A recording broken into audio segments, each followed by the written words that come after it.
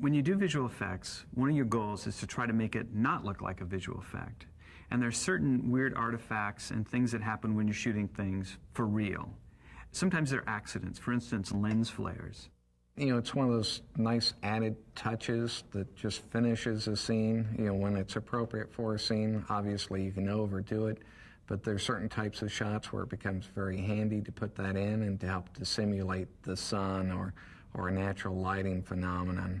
Unfortunately, a lot of the plugins, they have a very CG lens flare look. It's kind of the standard, and to me at least, it's recognizable. You could use a lens flare that you'd seen before, you know. It was going to look fine, but it was going to look familiar, and that starts to sort of subtly give you the idea that it's slightly less than real.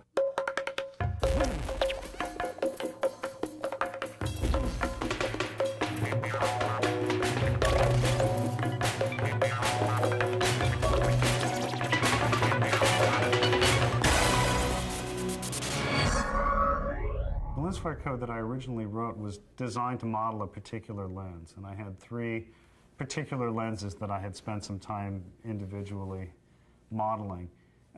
But the problem was that if you wanted something different about it, you didn't really have a lot of options to change it. It was you use this lens or you don't.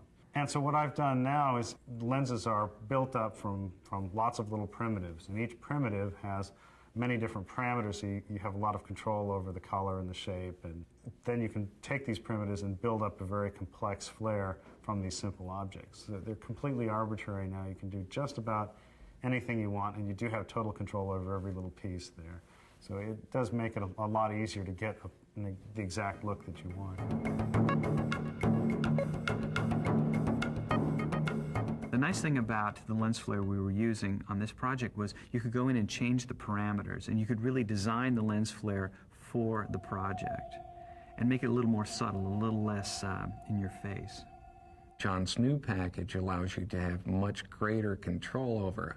A lot of times with the old package, you go, you know, I like everything except for that one little thing there.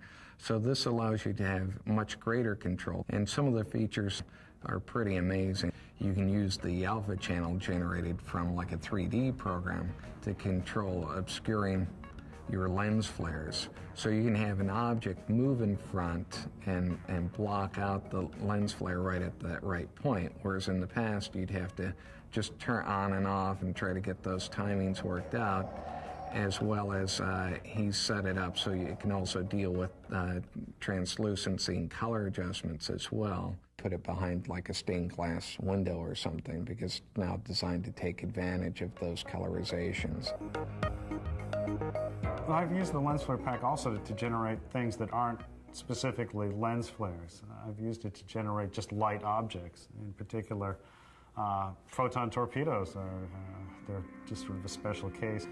By using the lens flare program to generate them, I had a lot of control over exactly what it was doing.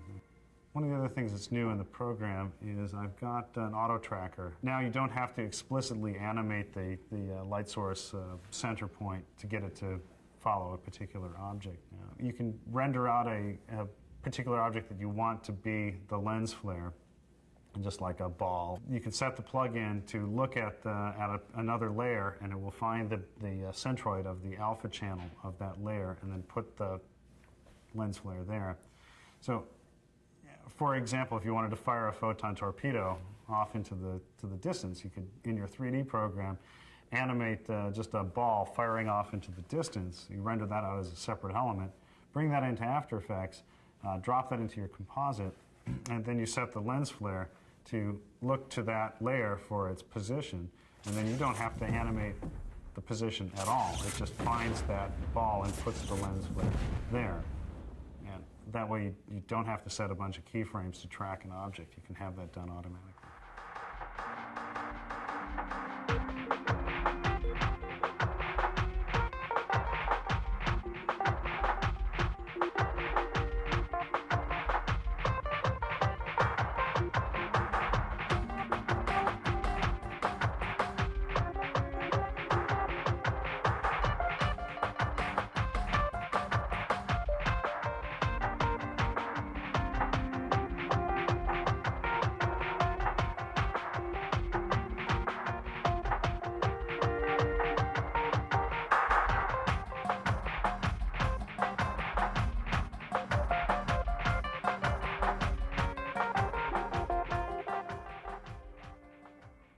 beautiful things about all the little utilities that John has created, the lens flare being among them, is that, you know, he's a film-minded guy who created these solutions to solve particular problems that he was having, and so it just so happens that they wind up being, you know, day-to-day problem-solving, you know, solutions.